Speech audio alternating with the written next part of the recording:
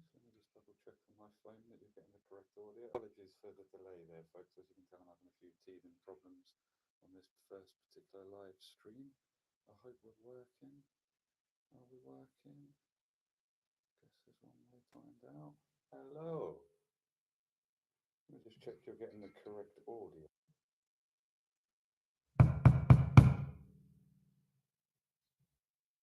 Excellent, we're in business. Okay, apologies for the delay, everyone. I was having some teething problems with the equipment there. This is the first time I've ever streamed on YouTube since posting anything to YouTube. So yeah, forgive me if there's any teething problems today. Teething problems such as I didn't press the talkback mic there, and you probably didn't catch any of that. Apologies for the delay, folks. We were supposed to start at 5 today, but here it is a tiny past. We're a little bit late. I had a few teething problems with the setup here. I couldn't get it connect. I've done a lot of these live streams via Facebook, but this is literally the first one I've done via YouTube so far. I'm just going to connect my headphones to the EAB so that way I can hear what you guys are hearing. And that way I know if I'm too loud or if you can't hear what I'm saying. Please comment if you're not able to hear. I can turn the volume up on the camera. So yeah, please let me know if this is working. But otherwise, let's try and get on with the lesson now that we've finally been able to start. Hi, I'm Lewis. You guys might know me as the Ninja Drummist, or that's just kind of an internet name, really. And sorry, I keep looking at my laptop is down here, but I should look at the camera and address you all. So yeah, today we're going to have a little look at perhaps a short, quick gospel lick, and I'm going to show you guys a few variations. I also try and show people how I come up with licks like this. So what I've got here is I've got a talkback mic. Forgive me if I forget to press it and end up taking you guys' heads off with drums, or if at some point you can't hear what I'm saying because I didn't press the correct button, but I think we're good to go here. So first things first, let's play you the idea that I'm going to be teaching today.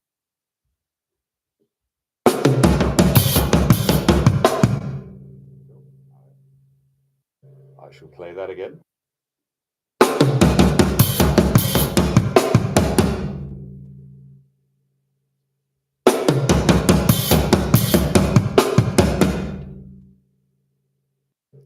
Okay, so let's show you that in a groove context to see how that's going to sound.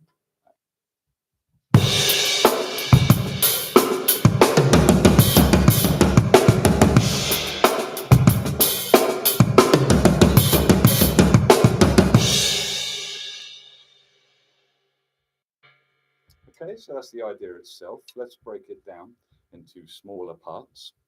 You notice it's using the hi-hat choke. I love hi-hat chokes. I'm a big Aaron Spears fan, so you notice that a lot of the licks that I tend to show people have the hi-hat chokes in them. So let's break this idea down. It's going to start with, we're going right, left, right, left, right, left.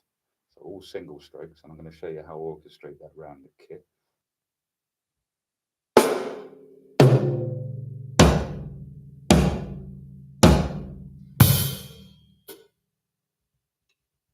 Okay, so you can see we're moving between the snare, the front tom, and the floor tom, and in that last note, the of beat 2, we're placing on the hi-hat, and I'm playing a choke on that, so let's do that one more time.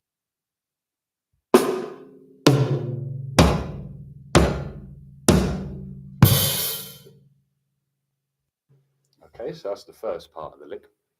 But then when I get to the hi-hat choke, I kind of play a sort of triplet thing. If I show you what I mean by that, if I start with the hi-hat choke that I just ended on, you'll hear what I mean, hopefully.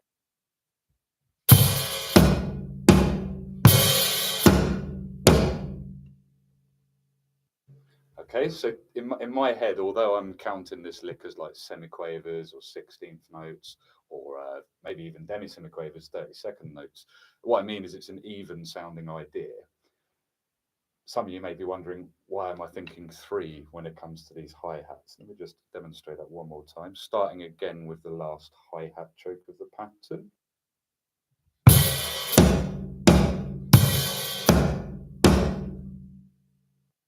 Okay, so you can see there I'm going triplet, triplet, and I know that's a strange way to describe it because the lick is not in triplets, but that's just the way my head sees that, is that that's kind of something that we're taking from the way we play things in 3 but we're trying it out in 4.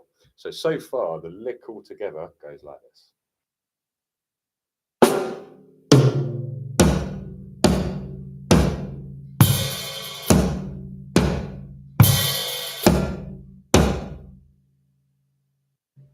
Okay, so you notice we're going snare, tom, floor, tom, floor, and then hi-hat choke, and then I'm starting the 3. And you notice each hand gets a go on the hi-hat. If I show you what I mean by that, I'll start again with the first hi-hat choke.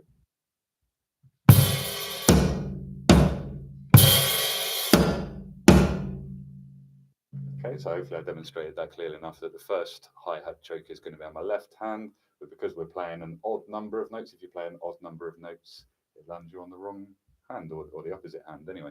So let's say if I play right, left, right, yeah, the next thing is going to be left, right, left, and then right, left, right, left, right, left. This is how we've kind of played threes between hands evenly. So that's just the way that part works out. Those of you that are counting so far might have noticed that so far my lick makes 3. We kind of need it in most musical contexts to fit 4, really. So this is a little tag that I quite often use as a recovery out of my fills. This is something that I talked about in the last session. So for those of you that didn't see that, I did it on Facebook. Unfortunately, Facebook let me down last time, where there was a lot of glitches in between the streams. So I thought I would try YouTube this time. We'll see how this goes. This first one. So there's a little tag that I use as a recovery from each fill. And as I say, we were talking about this on the previous lesson. Well, it's good to have some recoveries, some ideas that you can tag on the end of any fill, and you know it just works and it brings you out on the 1. And if we look around the room, the band and hopefully the audience and everyone are happy with what's going on. Thank you, Mr. Sound Up. Drums sounding nice and clear, talking sounding nice and clear. That's good to know. It literally has taken me a good hour and a half to set this up today and get it working. So I'm really glad that it is. So the tagline at the end, the last beat, we've got 3 beats so far. We need a 4th one. I'm going to just simply go like this.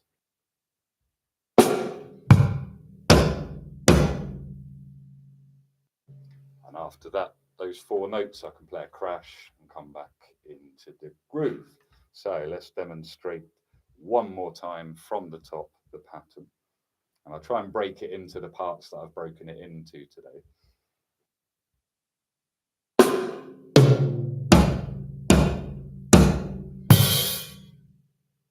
Okay, so that's the first part. Second part.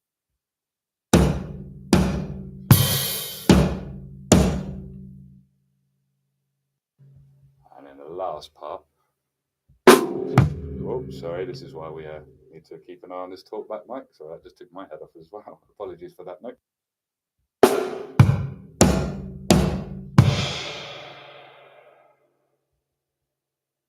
So now I guess all that's left to do is to slowly play through the lick in its entirety. Please let me know if I'm not playing slowly enough. Things sound slow in my head, but then I listen back to them and it turns out they're actually kind of fast.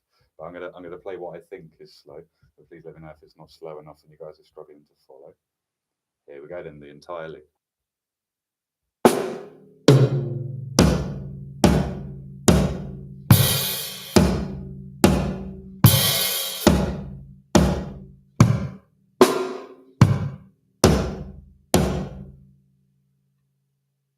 I just noticed there's one kick that I forgot to mention. Let's point out where that is.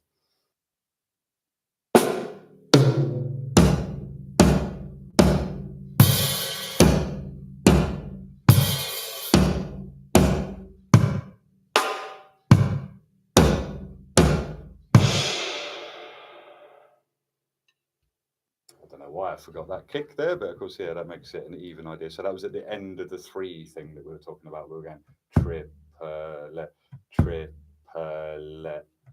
kick, just to make the triplets fit the pattern. One more time, the lick. I'm going to go painfully slow this time. Hopefully, everyone can follow this.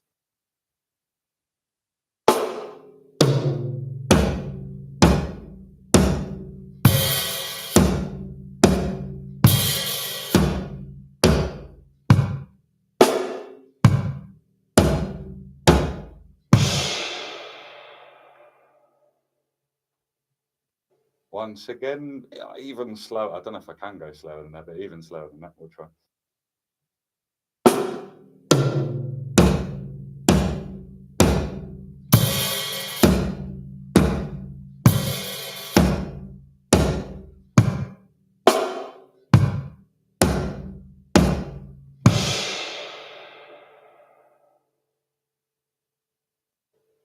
Okay, so there you have the lick in its entirety. Let's give it some context then. So I'm going to show you guys how to sort of fit it into a groove. If I sort of play slow sort of groove, I'll try and keep the fill around about the same speed that I just played it there.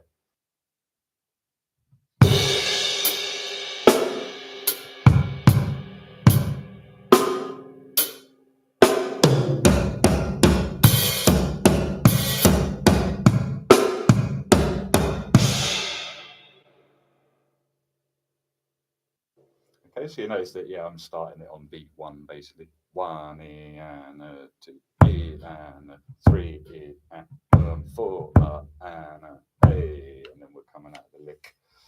And we can continue grooving. So, and I think most people are expecting your ideas to come out on beat one. Some of my students have often pointed out that's not always the case. Yeah, I know. But most of the time, if I play a fill, everyone in the room, the band and the audience included, are expecting me to come out on one. Let's face it, there are very rare cases where we play a fill that doesn't come out on one. It might be we're trying to set up a stab or a phrase or something like this. But most of the time, if it's just a fill that I'm inserting to kind of bridge the gaps between grooves, we want it to end on one, don't we? So as you can see there, it adds up to 4 whole beats and fits in there quite nicely. I'm going to try and sort of mime it and count it at the same time. I realise if I play, can I play softly? Yeah, I can play softly. Okay. Yeah, I'm just realizing I'm not able to talk over the top of the drums because I have sort of 2 different modes with my. This is the Yamaha EAD, by the way, that's running the audio today. So, one more time, I'm going to try and sort of mime through it, but count it for you guys so you can hear how it's fitting into a groove type context. So we've got right, left, right, left, right, left, right, left, right, left, right, kick, left, right, left, back. Okay, I'm going to count it this time. So we've got 1 E and 2 E and 3 E and 4 E and 1. And as you can see, yeah, that started on 1 and it ended on 1. Let's move it a bit faster. Let's bring it to life. I often find when you hear ideas slowly like this, you don't hear where we're kind of going with this idea. So yeah, if I bring it up to maybe another 20 BPM faster, let's try that.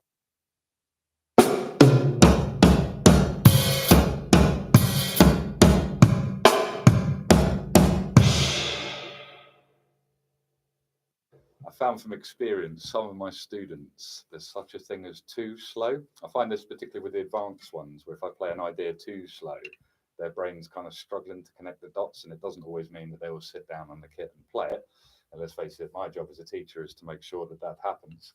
So I found sometimes, yeah, there is such a thing as too slow, like I'm saying. So perhaps for those of you out there that are a little bit more advanced, as I bring it up to a more medium tempo now, the idea is starting to make sense, perhaps, in how it fits in. Is that someone? No, nothing important. We're busy doing a live stream. Anyway, let's bring it up to a more medium tempo and try and fit it into a groove, see how that works.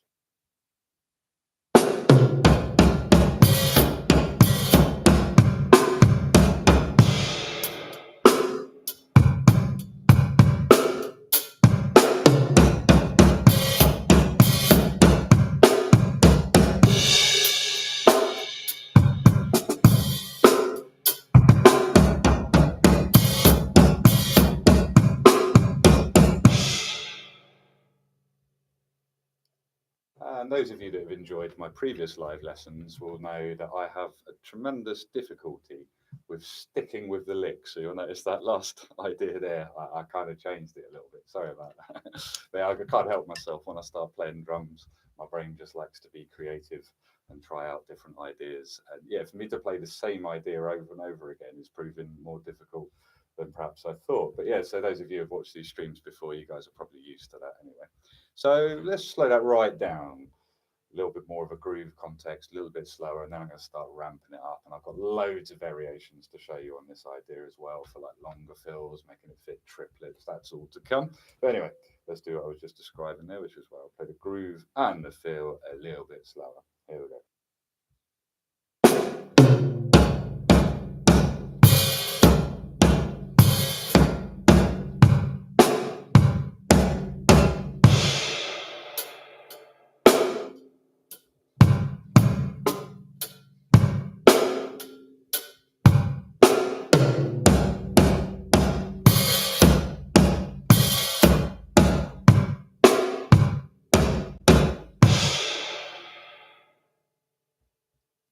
forgive me if I'm playing a little bit deliberately, but I find this helps kind of communicate ideas, whether it's a right or a left. Hopefully you guys can see that very clearly when I play like this. Obviously, this is not how we want to play drums. This is awful technique. But yeah, if I'm playing things a little bit deliberately, it's to try and sort of communicate it across to the camera a little better. Right, it's time to start speeding things up now. I'm bored of playing it slow.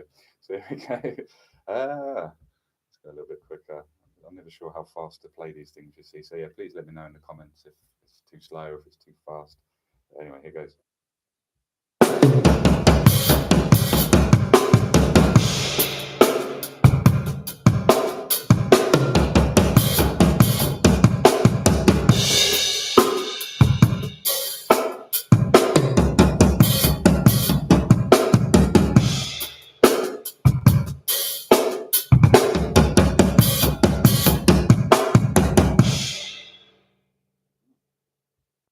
Okay, let's go a little bit faster.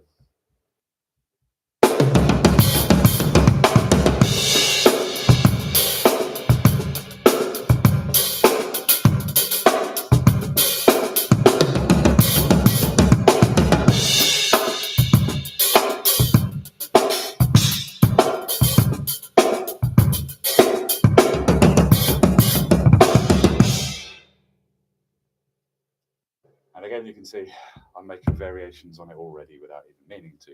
A little bit faster.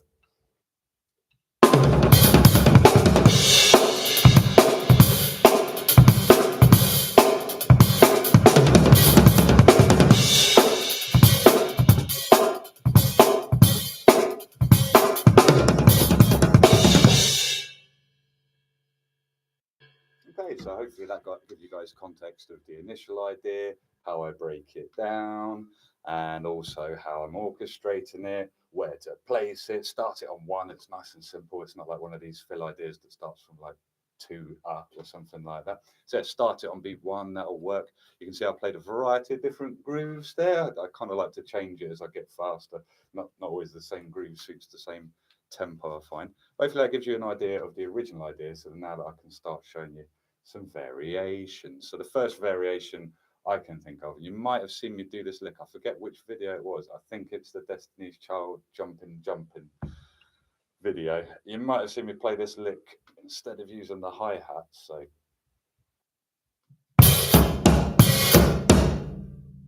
that triplet part that we were talking about earlier, that I know is not triplets, but it's just the way my brain sees that we're doing a three thing there.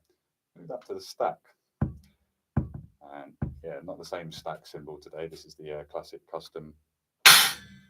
Sorry, that took everybody's head off. Let's show you what it actually sounds like without the talkback mic full blow. That's the classics custom dark 12-inch trash stack. But yeah, we can move it to there. So let's try that as an idea.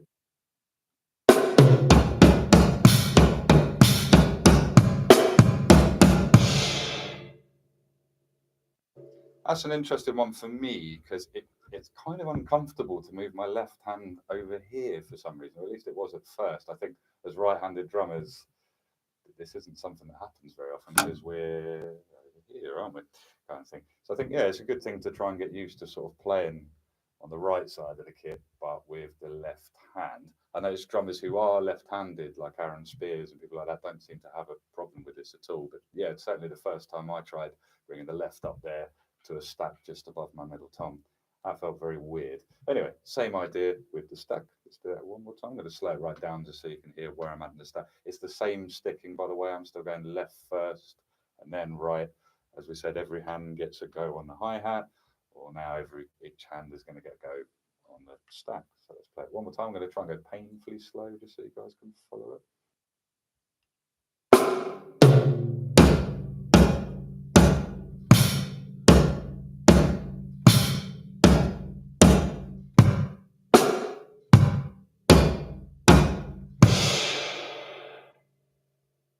Even slower.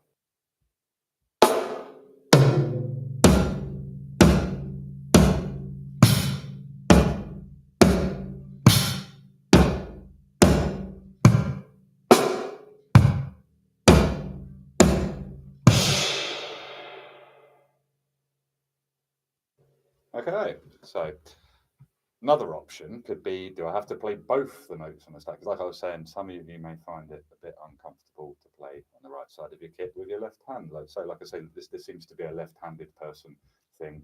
Right-handed people find it very discomforting. So let's say, okay, what if I play the first hi-hat choke over here, but then I replace just the last one with a stack? How does that work? Let's find out.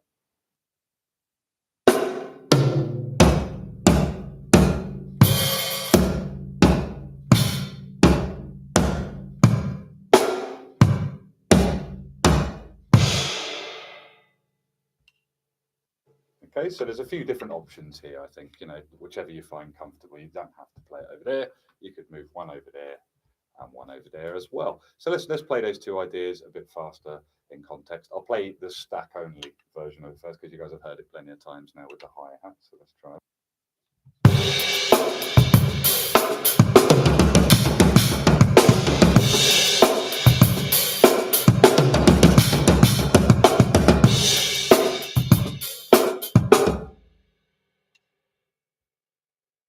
Sorry, I messed up there. Let's have another go.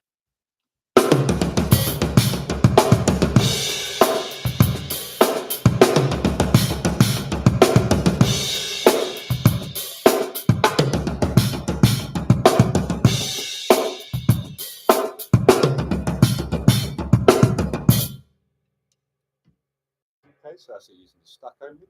A bit quicker, but using either hi hat and stack. Let's try that there.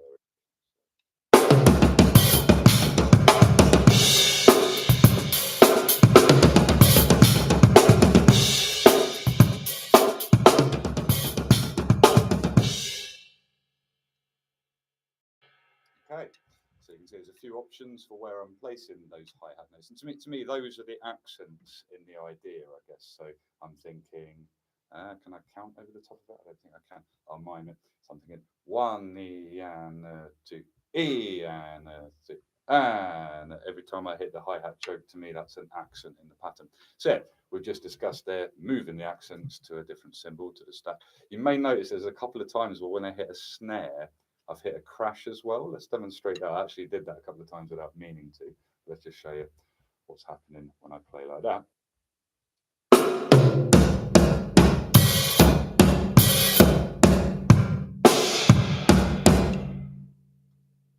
I quite like putting a crash there on that last, what we called the recovery. So, as I was saying earlier, you need a couple of ideas that you can use as a recovery. I've got a few in my arsenal where they're exactly 4 notes long. So I know that I can recover from any idea, even if it's an odd thing, whatever pattern I'm playing over the top of the music. I can just recover, and I know that recovery works. It's good to have a couple of those up here if you don't already. So yeah, the recovery part, instead of playing it like so, and that being the last 4 notes, I'm pretty much playing a flam, I think, where it's instead of just a snare on its own for the first note, I'm playing a crash as well. So for example, and I think that sounds pretty cool as well. So let's do it. I'll keep it on the hi hat. I'll add the crash and we'll speed that up a little bit.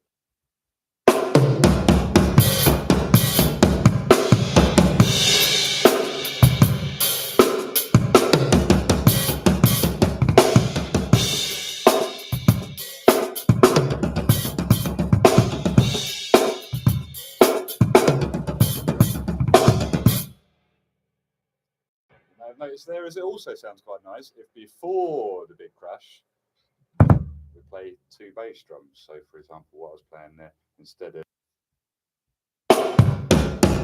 or I'm playing. Okay, and I just find that double on the bass drum, it seems to set up that crash even more because that's now become almost like another accent in the pattern to me. So yeah, all together.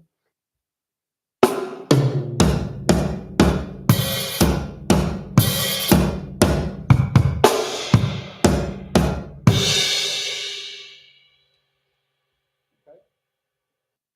Sorry, talk that mic. Okay, so yeah, as you can see, we can add a few embellishments here. Hopefully, this process that I'm currently going through, I've shown you the idea, I've shown you how I break it up, I've shown you how I think of the accents, but now you can see I'm just developing it. I'm going, what happens if I do it on the stack?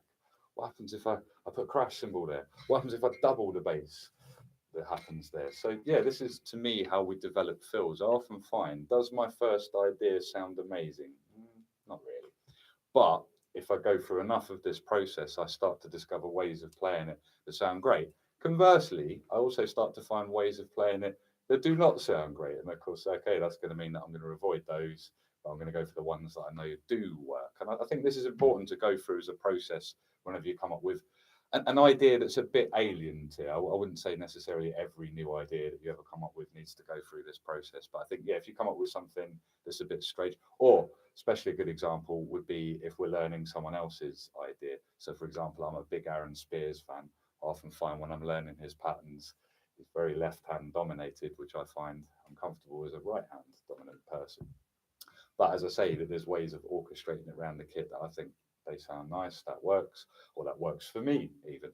But yeah, I think it's important to have a couple of those in your arsenal where we know that just works and I could play confidently. As we were talking about the recovery there, you might notice that I tagged that on the end of a lot of my fills. So whatever I play beforehand, it's going to probably end like. That's old reliable, that is. I know that whatever I play, I can finish on that. Let's give you an example of some ways that I might use that as a tag to recover.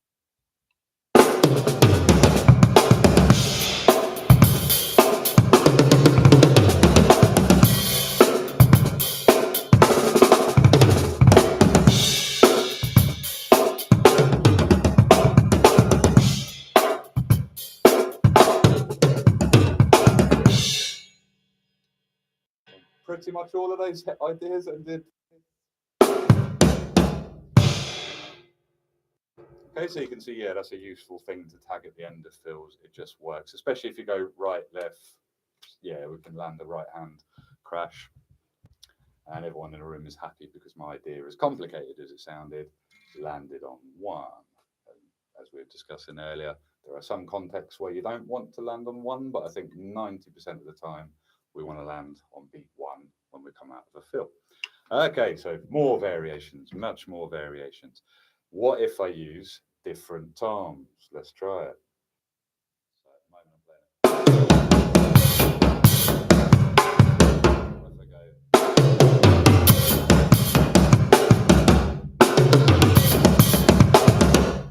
Now instead, sorry, talk about Mike. Instead of playing right, left, right, left, right. So that's one here, 3 over here. Right, left, right, left, right. Instead of playing that, I played right, left, right, left, right. So you see now there's 3 that were on the floor tom, 1, 2, 3, and now being played middle tom, floor tom. So yeah, 2 of them are on the middle tom, last one on the floor tom. So let's compare the 2, I think. So the original idea. That's up to the first hi-hat choke. This new variation where I'm moving around the kit differently.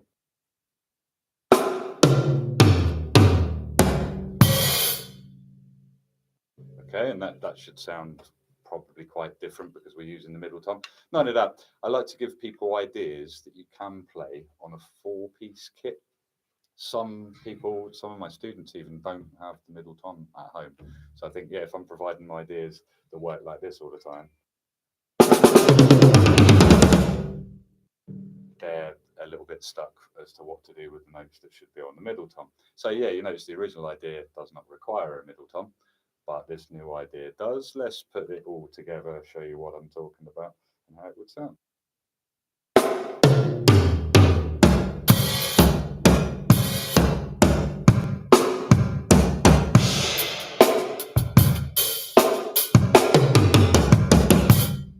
Sorry, that's not it.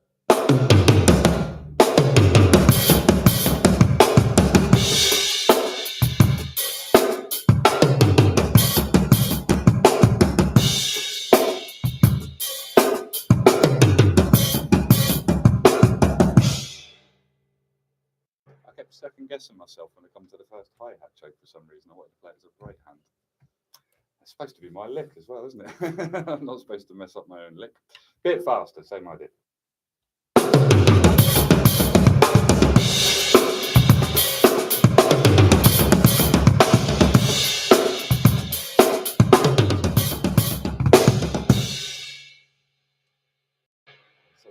noticed I incorporated there that time the big crash at the end, so we can start to combine some of these variations. I'll take variation A, variation B, splice them together, and perhaps create variation C. I guess that would be, wouldn't it? So we've moved it to the hi-hat choke. We've moved it to the stack with the different stabs in there. We've added an extra stab by doing a big crash at the end, which seems to make the fill sound, I don't know, in my head it sounds a bit mightier. I don't know if that's the correct word, but yeah, see if you guys can come up with a better word, I'm not sure. So other ways that we can now incorporate this lick. Something that I often get asked is, how do you make licks fit like a 3 time signature or a 6 time signature? The reason I say 3 and 6 there, well, it's kind of obvious, isn't it? 2 3s make a 6.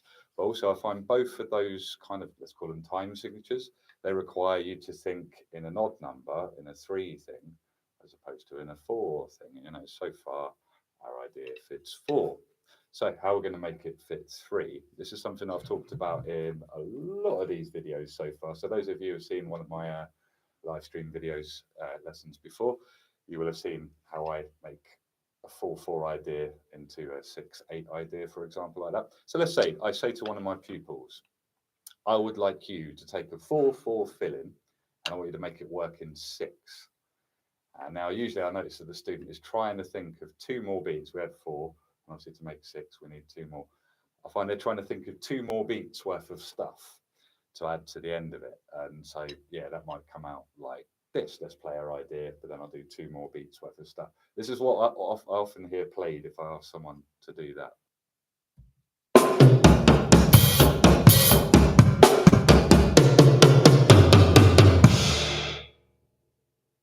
Yeah, so you see for them last 2 beats, I just went 1, 2, bit. And I find, yeah, because we're doing that, the meat and potatoes is in the original idea. And then I'm just thinking, oh, that'll do. There's another 2 beats to come out of it. So that's one way that we could stretch this idea to 6, but does it need to be stretched? So yeah, this is a concept that I find not a lot of my students are initially thinking about. And as my teacher once said, sometimes you need to hear it from somebody else to know that it's possible before you think of it. I certainly had a lot of moments like that when I was learning to play drums. So let's say if we've got a 4 idea, and we want to make it 6. Why make it longer? We could make it shorter.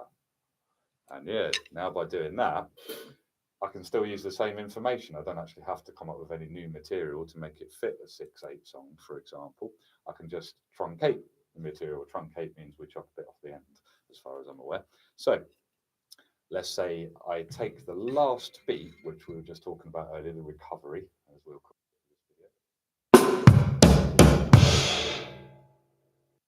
Basically, I don't need that bit anymore. That bit was just to make it fit in the 4, because the idea already fits 3. So yeah, basically, I don't need that bit anymore. So let's play the idea that I would say would fit 6 nicely.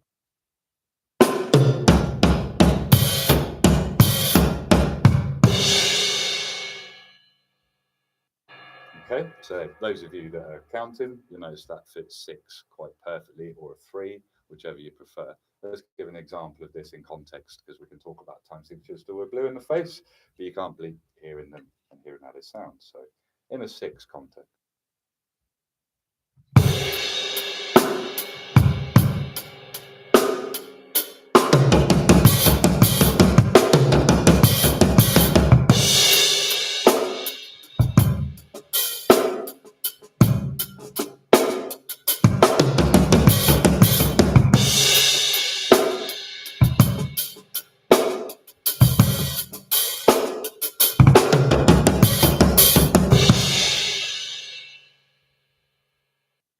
Okay, so you can see that's literally all I had to do to make it fit that. That would also make it fit triplets. So like, for example, if I count it 1, 2, 3, 1, 2, 3, 1, 2, 3, 1, 2, 3, 1. So let's give an example of how that would work in the context.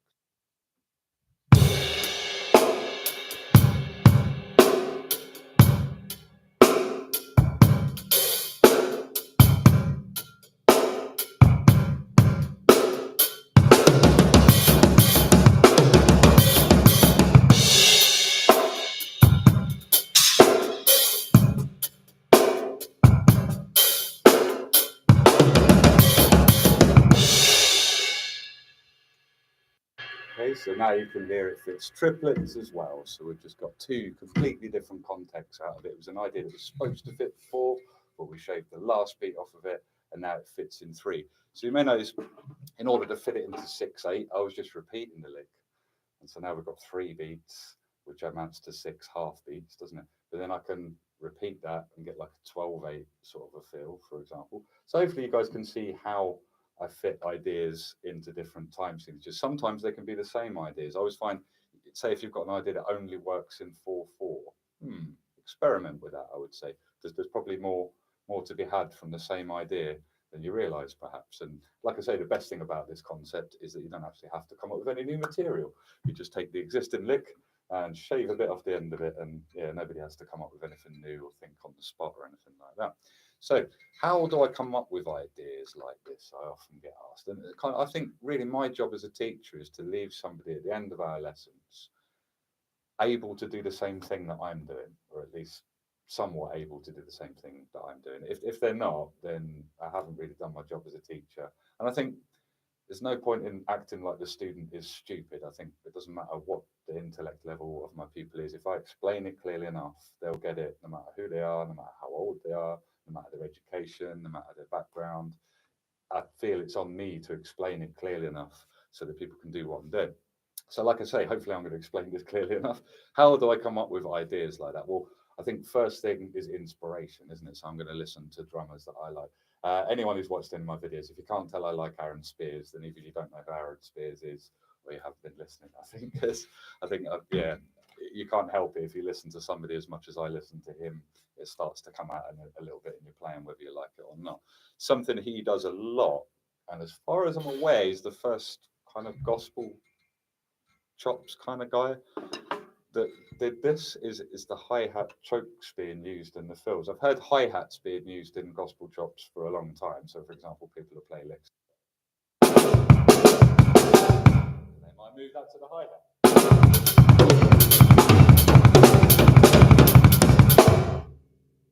Sure, you guys have seen people do that before. Something I hadn't seen somebody do before Aaron, and there's a lot of people who do it now, but yeah, I don't think I saw somebody do this before him, was it'd sound like this.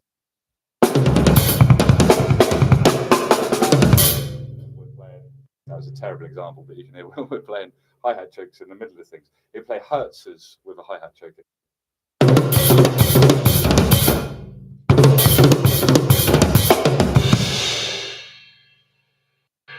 And something that boggled me about his drumming for a long time. I used to watch him play and just think, how does he come up with this stuff? And then one day I'm watching an interview and he goes, yeah, because I'm actually left-handed, but I play a right-handed kit. So you notice a lot of my licks kind of start a little bit left-hand dominant. So for example, in this particular lick that we've been talking about today, the left hand is what starts the hi-hat chokes. And I think I've just kind of forced myself to play like that because I like the way Aaron sounds when he plays like that. So I think that's the first thing, is inspiration. We've got to listen to some good drumming for some good drumming to come out, I think. And then secondly, it's kind of making it your own. So I'm sure you guys have done this before. You've tried to work out someone's pattern. There's like a YouTube video, maybe something on Drumming or something like that. You're watching a YouTube video, trying to play what the guy's playing, and you play it wrong, but it sounds good anyway. I think a lot of my ideas will come from there. I don't think this one's any exception, actually. I think that there's a pattern that he plays in, everyone knows this Aaron Spears video, the call up video that he did on Modern Drummer, years ago now. But yeah, he plays a lot of these kind of licks on there, for example.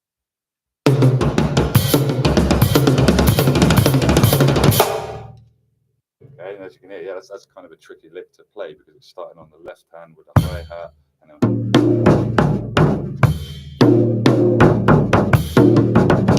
I think me playing licks like that wrong has kind of led to me coming up with patterns like this one, I think. So yeah, that's another thing, is learn someone's idea wrong. I don't know if that's actually advice or not, but there you go. And then last but not least, you can see it's this process that I'm kind of going through live in front of you now. I literally came up with this lick today and thought, yeah, that'd be a great one to show people. I had other ideas in mind. I've been thinking for a few weeks about what we're going to do in this session. But yeah, I was messing around earlier just before we had loads of teething problems trying to get this started. And Yeah, I thought this is the pattern to show you guys, but I'm literally kind of developing it live in front of you. I kind of thought, oh yeah, I could use the stack. Oh yeah, I could put a crash symbol there, couldn't I? The idea of making it work in triplets, no, that's a concept I use with my students a lot. And obviously, yeah, when I'm teaching students, if they're trying to prepare for an exam, there's quite often like a solo spot where you're expected to just go. And yeah, for me, it's ideas like this that they're going to want to put in there to sort of make the examiner's eyes pop out of his head and give them a good mark in the end, kind of thing. So let's show a little recap of some of these things, and then I realised what I haven't done today is just riff with this lick, just play with it and just play whatever comes to mind, kind of thing. So yeah, let's recap over the things we've done first. So first thing, the initial idea, I'm going to play it really, really slowly. Then I'll play it like a medium tempo. Then I'll play it fast. Then I'll do it in a groove context, and I'll try not to talk too much in between.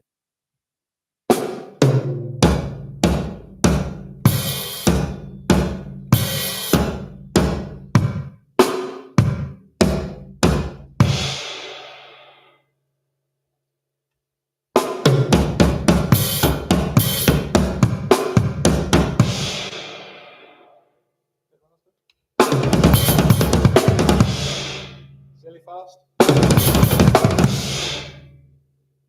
Yeah, you won't with many friends playing it that fast. I don't think. I think yeah, that's solo only. That is.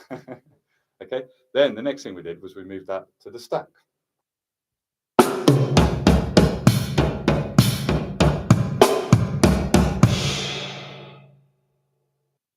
And then I said earlier that to move the left hand to the stack might be a little bit, depending where you put your stack really on your kit. I like it here, and I also kind of like it here. But yeah, depending on where you put it, this might be a little uncomfortable to play the first left hand accent in there.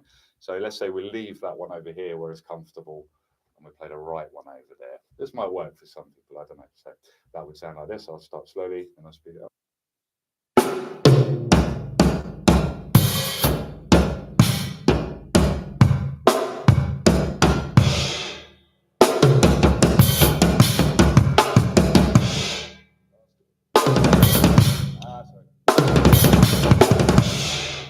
Silly fast. And again, probably won't win too many friends in your band if you play it that fast over the entire song, but it's a possibility. Then I think we moved the toms, didn't we? Let's show that one. So instead of the first idea being like this,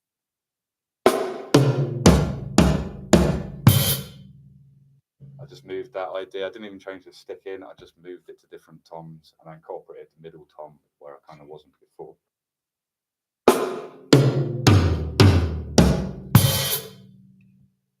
Okay, so it changes that part to that phrase instead of the first phrase. Let's give some examples of that. Slow. A bit slow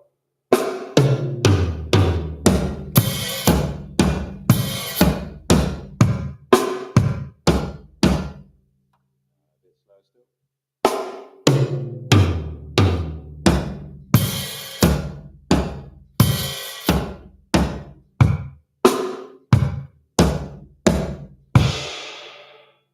Let's get faster.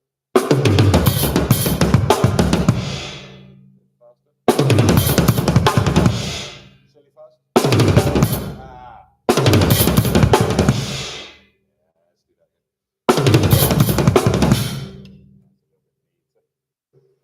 Okay, and then we were looking at the idea of making it work in a 6/8 thing. So now we're thinking of these.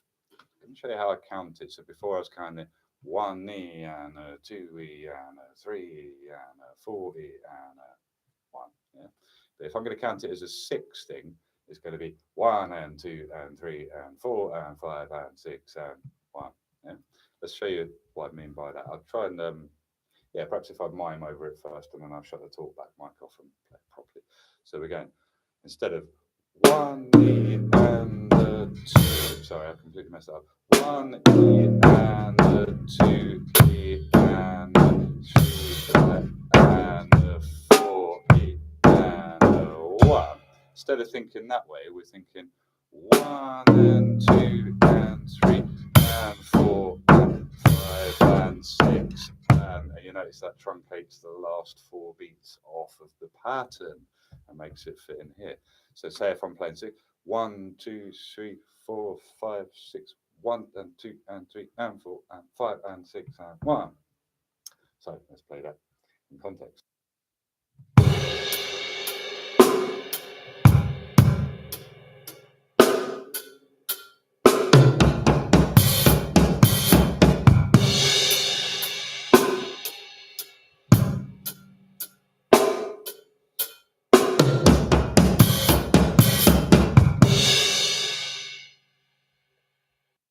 Okay, and then we also said that if it works as a 6, it kind of works as triplets in 4 as well. Some people think of those as being the same thing. But I think to me, triplets are a way of borrowing the sound of 3 or 6, but we're still in 4. And now I can still do 4 type things as well, like 1 and 2 and 3 and a 4 and the 3 sounds a bit interesting in that context.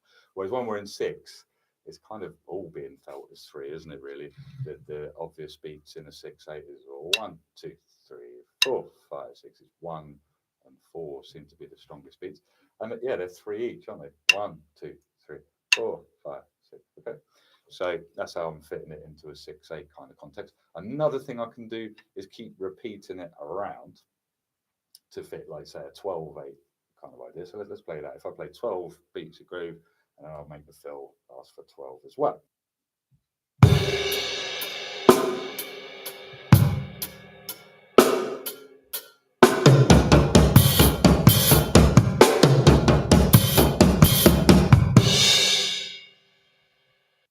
So you notice I kind of use the bass drum that happens at the end. So if I show you which bass drum.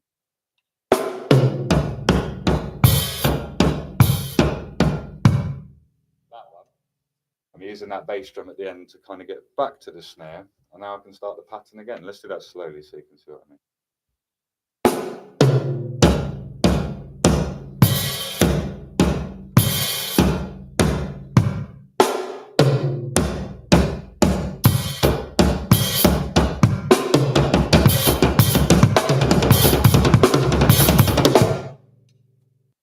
Okay, so yeah, you can see that bass drum gives me loads of time to go back to the snare and start the pattern again.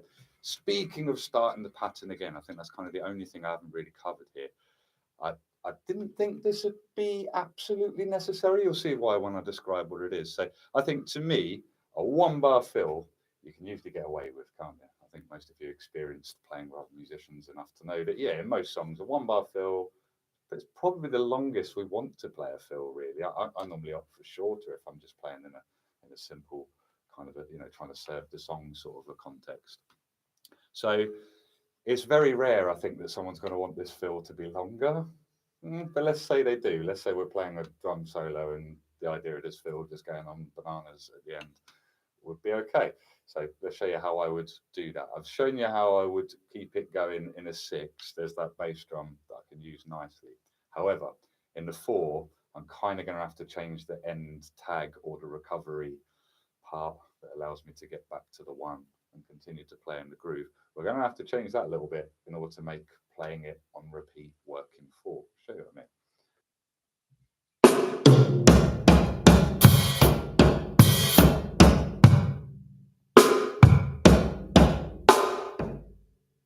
As you can see there, it doesn't work for me to go snare, right, left.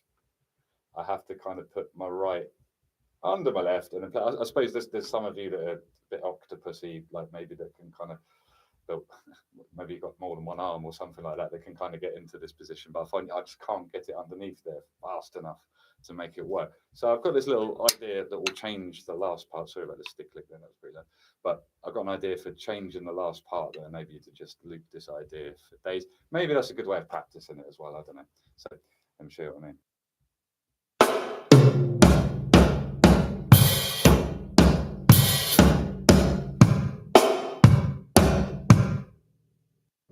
That's an idea you might hear me play a lot. I like the 1/1 linear. Let me explain what I mean by that. Linear drumming means one note at a time. So for example, if I played these two drums together, that wouldn't be very linear. But if I played them one at a time, that would be linear. Okay.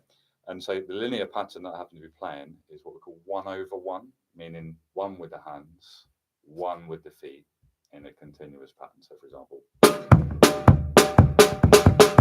Let me turn the talk back mic off so you can hear that.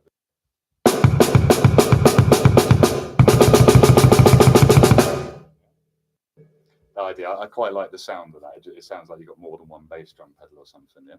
So I'm going to tag that on the end instead of going at the end. And now this time I'm going to go. And you notice what that's now done is it's meant that I've ended on a kick.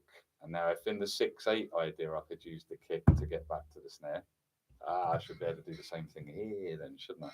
So the full pattern, if I play the pattern twice with the different tag that allows me to play it again, you'll see what I mean. It's a lot more comfortable to repeat the idea like this.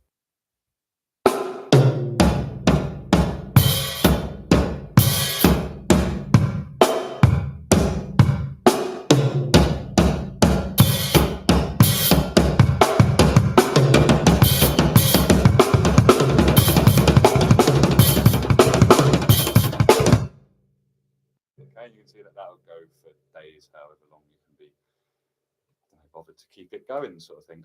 You could use a stack example in there. You could put some crashes in there, so there's some variation. If I show what I mean by that.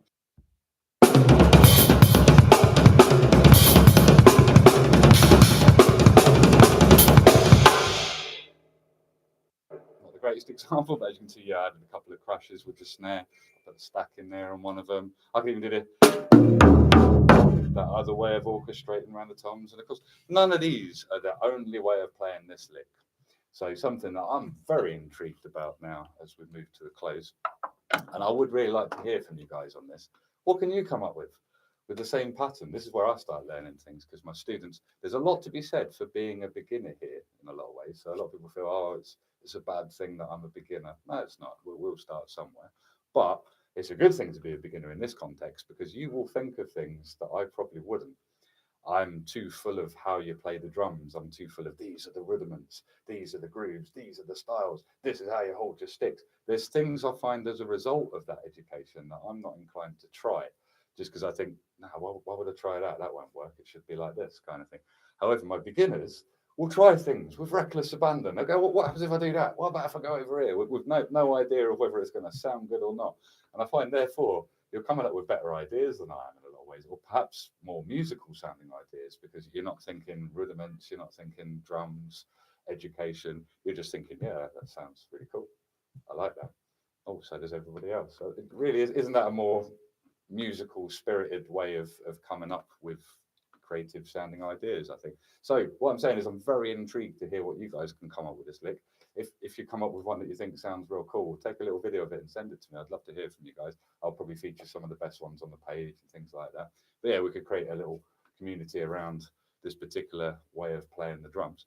So if you guys are interested in online lessons, I happen to teach like this without quite so many teething problems setting it up. Unfortunately, I think that was just me trying to get it set up with YouTube for the first time. But I've used this with the setup with Skype hundreds of times now. We've taught a lot of different people, and it seems to work just great. And obviously, COVID kind of forced my hand to get a setup like this. I've always wanted something like this where I can talk to you guys and I can teach you and I can share some ideas with you and things like that. But yeah, COVID kind of forced my hand because unfortunately during the pandemic, that was pretty much the only way for teachers like myself to work. But yeah, if you're interested in online lessons, we have this lovely setup now. As you can hear, my audio is sounding pretty cool. All you need at your end is a camera so I can see you and hear you. To be honest, we don't need a fancy setup like that. It's me that needs the fancy setup to be able to clearly explain what you guys are doing. But I am £30 an hour and I'm available on Mondays and Wednesday, mostly evenings, but we can make other arrangements. And as I say, lessons usually take place over Skype, but again, I can make other arrangements if need be. So if you're interested in online lessons, please give me a shout. I'll teach you plenty more licks where this came from. And obviously I can go into a bit more detail on that, the technique I'm using and things like that. So yeah, please sign up for lessons. That would be really cool. If you send me an email via lewis@ninjadrummist.com, you'll be able to get in contact with me and we can get the ball rolling there. But yeah, look forward to helping you guys with your music in more of a capacity than hopefully I have today. But so yeah, hopefully you guys have enjoyed this lesson. I hope everyone got something out of it. I try and do ideas where if you're a beginner, intermediate, advanced, it doesn't really seem to matter. I'm trying to sort of do ideas that everybody can play. You notice I didn't just demonstrate this lick fast. It actually sounds kind of good at a slow or medium tempo as well. Depends on the music, of course. And then hopefully my process for coming up with different variations on it. Hopefully that gives you guys some ideas of how not only you could come up with other variations on this lick, but other variations on some licks that you've already got that are yours, not mine, that sound really cool. So yeah, hopefully you guys got a lot out of this video and it wasn't in vain since it's the first one. So I'm just reading some of the comments. Hi guys, thank you for the comments. Much appreciated. Oh, you're welcome for the lesson, guys. This is what I do.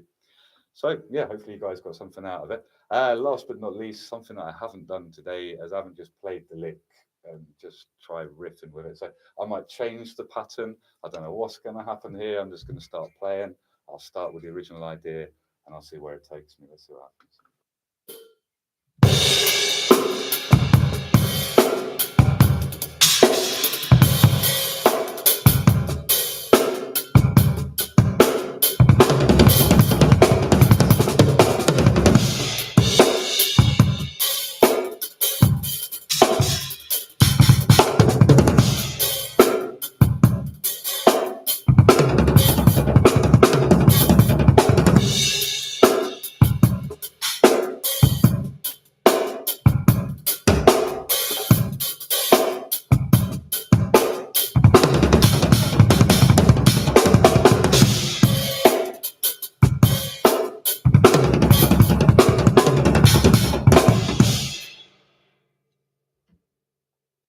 Okay, so hopefully you can see there's lots of different ways that we can use it. I noticed something there that perhaps you guys didn't notice. I just pointed it out. Something I used it for there was like a setup for an even longer fill. So you could see like I perhaps started it with the beginning of the idea that we've been discussing today, but then I just kind of took it where I felt it after that. Speaking of feeling it, this is something I've seen in a lot of videos discussing this sort of style of drumming, is you notice that people who are good at this, they just feel it. And it can be difficult to take a lesson off from someone like that because you realize that they're not able to put what they're showing you into words, or at least certain aspects of their playing they struggle to put into words, and that's cool. Not everyone's a teacher. I struggled to do that at first as well. I think it's just only where I've been teaching for 20 years that my job is to put what I do into words every day. So I'd be worried if I wasn't at least slightly adept at it now. But yeah, you notice that some people cannot describe what they're playing to. And the reason being is they are actually that good. I hate to break it to you. They are actually that good at improvising in this style. And they don't play the same lick twice. It comes out differently every time. That's kind of something that I aspire still to be able to do. I can do it to an extent. So, for example, if you saw the 5 takes I did of my last YouTube cover, you'd notice that all 5 of them were completely different. I didn't play the same fills. I didn't even play the same groove in certain places. I guess it's me using the 5 takes to sort of find what's the best arrangement on the drums for this particular cover that I'm doing. But so yeah, I'm trying to aspire to that level where I can improvise and just literally play what's in my head. And in order to do that, I think this process that we took you guys through today of taking an idea, developing it a little bit, developing it a little bit more, developing a little bit more than that, even more than that, it seems to make a difference, not only in sort of my ability to play an idea that sounds real good. I've developed it, so yeah, okay, it sounds better than the original idea that I came up with, kind of thing. But it also seems to help that improvising thing. It just seems to make ideas like this come out of me. And you notice that I'm trying to get comfortable with the idea on different parts of the kit. So actually, you might have noticed even when I was demonstrating that some ways of playing this lick are more comfortable for me than others. And so, yeah, I'm trying to find the play. Oh, more importantly, the places where it's uncomfortable, so I can work on those. And if my creativity is saying go there at the spur of the moment, I can because I'm not limited technically in that area. So I think yeah, this is something to work on in order that if you feel like you're never going to be able to improvise in the sort of gospel chop style and come up with great sounding fills, that's fine, man. Because I felt like that for a long time until I started this process, and I find now I can just play, and these ideas seem to fall out of me. Still have to think occasionally when I'm initially coming up with an idea. I think a lot of mine come out in the practice room by accident. I'll be sort of just playing away, warming up before a student turns up in here or something, and then I'm, ooh, ooh, what was that? Oh, that sounded really good. I haven't played that before, and then that's usually where I start this process of, okay, well that's what it is. Well, then what happens if I play over here? What happens if I move it over there? What about no, that doesn't sound good. And it's important to find these. I think where does it sound good? Where does it not sound good, so that we can avoid those. I do find though, if you've got a good sounding pattern, so what I mean by that is, I think I'm not trying to say that this pattern that I've come up with is amazing, but what I'm trying to say is that it doesn't need a whole drum kit to sound good. Let's show you what I mean by that. I could play it just on the snare and it sounds.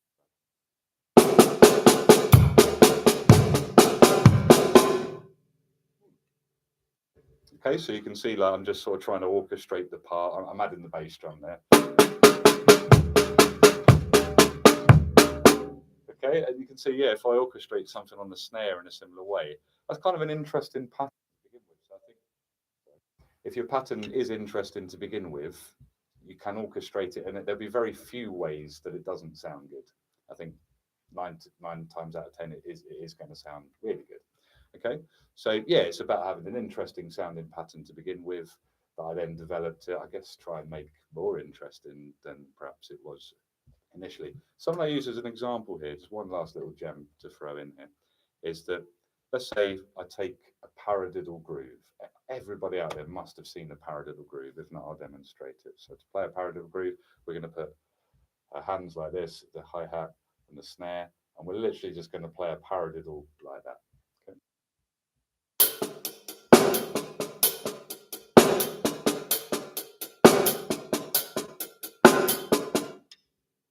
Okay, so then something I like to do with that pattern is obviously we've got to add some bass drum to make it a bit more of a groove. So something I like to do is either I'll add the bass on one. Let's do that first, just so you can hear why I'm calling this a groove.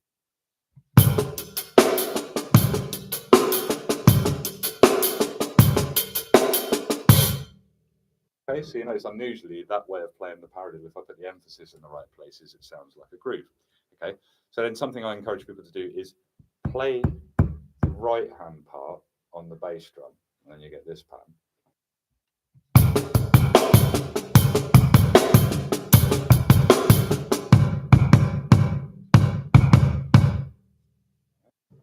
So that happens to be what the bass drum is playing.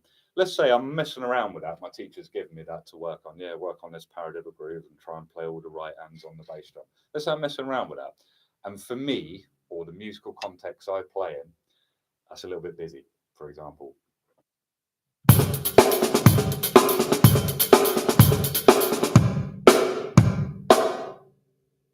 You might want something that sounds with a little bit more space in there, but there's aspects of this groove that you like. Let's say, what happens if I put the hands back to normal? Let's say I'm just going to play a backbeat here.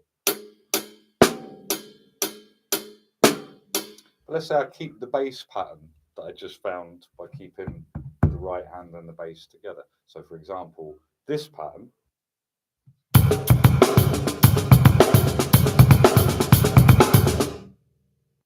I change the hand pattern and that becomes this pattern.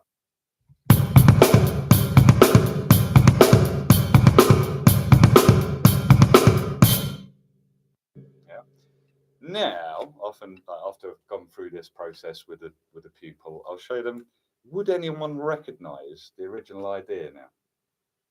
Usually the answer is no, probably not. What I mean by that was, would anyone know that the paradiddle was where I got my inspiration from that? Because there isn't a paradiddle there anymore. I'm just playing a backbeat 2 and 4 with my hands.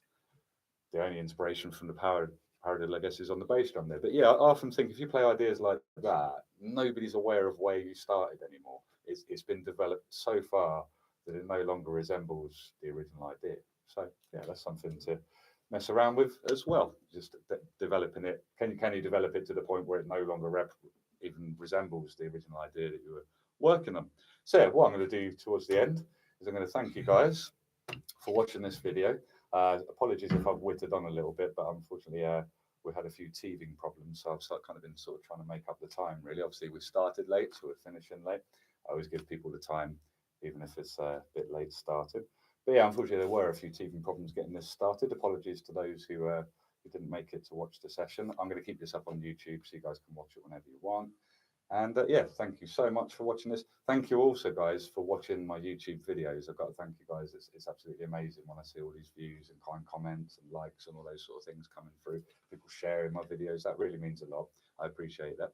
So yeah, if you've enjoyed this video, please sign up for online lessons with me. They are £30 an hour, and it'll just be me and yourself and a proper dedicated one-to-one lesson where I can hopefully help you guys even further than what we had today.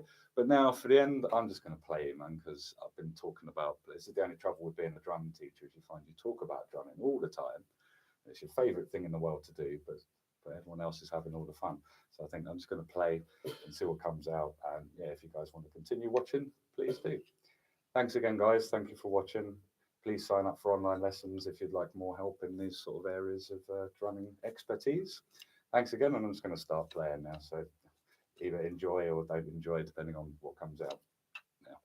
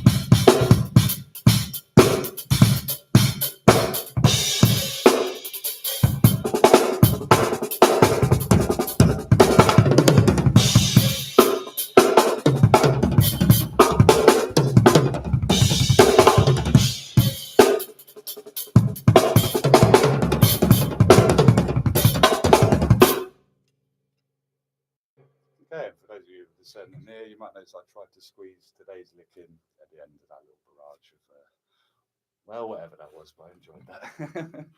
Okay, so yeah, hopefully you guys got something out of that. Thank you so much for watching. And we're up to an hour now, which is the exact allotted time that I'd hoped to do today. So yeah, thank you guys for watching. Thank you guys for your continued support with my other YouTube videos. I've got another session next weekend, so there should be a few more coming out. I'm trying to post as regularly as I can, but obviously COVID and the pandemic has really clipped my wings, to be honest. But my wings are growing back, so hopefully we can do this again. I'm going to try and do these roughly once every 2 months. It seems to have worked out so far. At least that's the way it seems to be fitting into my busy schedule. Obviously, I am a working drummer and a working teacher. We'll try and do this as often as possible. But yeah, I can't thank you enough for tuning in today, guys. Thank you, because it didn't look like it was going to happen at all for a moment there with the, as I say, various teething problems that we're having here. For those of you that are curious as to the setup, why not? Just before I go, I should go through that. So ignore the drums. These drums belong to Sound Arc, and I don't know what make they are because I only play Tama drums. So yeah, ignore the drums. Let's not talk about that. This snare is a Tama 13x7 SLP, which stands for Sound Lab Project, 13x7 G maple snare. And I don't know if you can see there, it's got the Tamo Ash outer ply finish. Looks very nice. I'm really enjoying this snare actually at the moment. It's very deep, but also kind of a smaller diameter. So for those of you out there that like the big, sharp, crack sounding snare, yeah, this is the snare drum for you. It cuts people's heads clean off if you're not careful with it. The head on the snare is a hybrid coated. I've been using these for probably about 5 years now. They're a little bit pricey, but they are absolutely indestructible. I can't break them. I've even tried. But yeah, and this one's been on here, believe it or not. Okay, so the pandemic, I didn't really play an awful lot during that, but this has been on here a total of, I think, about 3.5 years. And as you can see, it's showing very minimal signs of wear. I might change it soon because it's starting to sound a little bit dull, but yeah, otherwise very robust drum heads. I highly recommend those. And then, of course, don't forget, we've got the tuna fish lug locks on the snare drum there to hold everything in tune. Anyone who's seen my videos or look at pictures of my setups, you'll notice these are on every drum because I hate tuning. I can't be bothered with drum maintenance. What I do is I get my snare sounding real nice.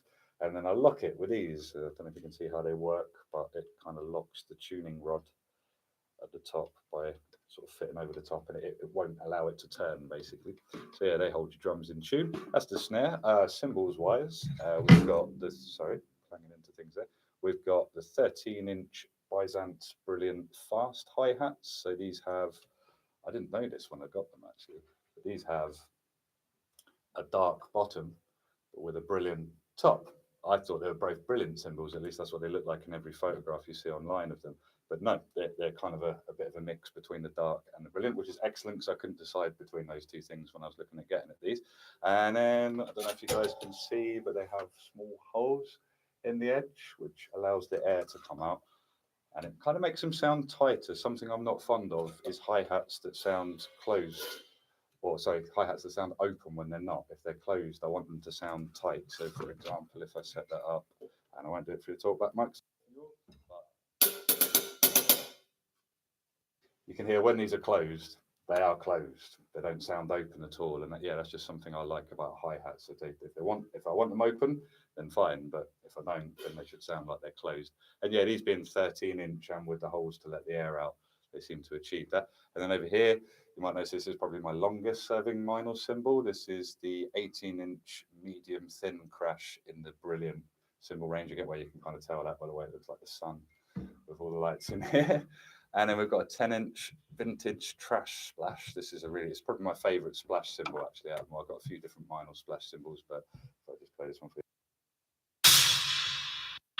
I like how glassy and airy that one sounds. It's quite a unique sound to have in there. And I already told you what this one was, but let's go over it again. This is a Classics custom 12-inch dark trash stack, so it's got the sort of dark finish on it. The cymbals I use in here when I'm teaching to face, so the Classic custom darks as well. I'm quite fond of those. They're great value for money. And then over here we've got the 20-inch vintage pure ride. It's not the light ride, it's the regular one. And kind of the deciding factor for buying this was the bell. Someone actually recently pointed out on my latest videos that they asked me if I was inspired by Dave Weckl. Now that's kind of funny to me because Dave Weckl was like the first drummer I ever remember studying. You're talking I'm 9 years old at this time. So now I'm 38. I'm not really aware that there's any Dave Weckl still in me. It was kind of someone I studied when I was very young. But if people are noticing it in the latest video I just put up, then perhaps I do still have some Dave Weckl inspiration in me. And I think that the main place you can hear that is I play more the bell of the ride than I do the rest of it, to be honest. Like, obviously, I'm at a jazz gig. I don't just have to play the bell. But I like the sound of the bell of the ride. So let's give you a little blast of it.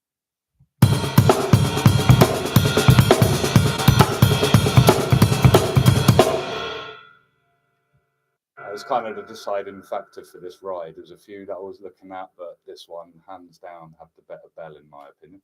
And then last but not least, anyone who watches my social media knows this is my favourite vinyl cymbal. This is the 20-inch extra dry thin crash. It just sounds so angry and aggressive when I want it to, but it's got a light. So it's probably the most versatile cymbal I think I've ever owned. Yeah, it does have a bit of an unusual sound, so perhaps there's some musical context where I'll go for something a bit more modern sounding, like say for the Brilliant crash over here. But I found most musical situations I've played this in, it just sounds great. People are always asking what this is as well. What's that symbol on your right hand side? It sounds really trashy, and it's like, yeah, it does, doesn't it? So yeah, actually, this was inspired by Chris Coleman. There's quite a few videos now when Chris Coleman first signed with Vinyl, and yeah, he's playing one of these on his right hand side. And I think, yeah, when you hear Chris Coleman play, you can't help but want everything that he owns in the hopes that that might make you sound a bit like him. But if I just give you a sound sample of this one as well. Well, I'll go through all the cymbals just so you can hear them. So hi.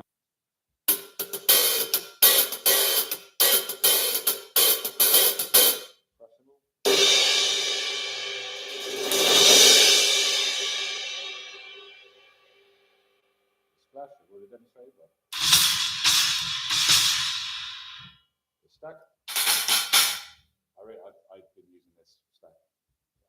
I've been using this stack quite a lot recently, and it's really good if you're playing in like a top 40 band. Those moments where the drums drop out to be able to go sort of.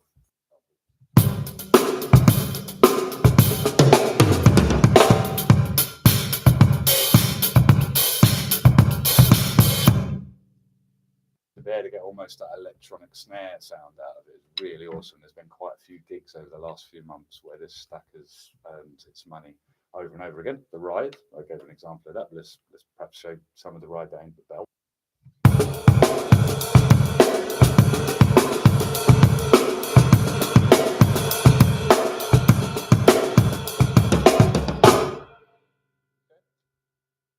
Last but not least, my favourite trashy, scary sounding crash over here.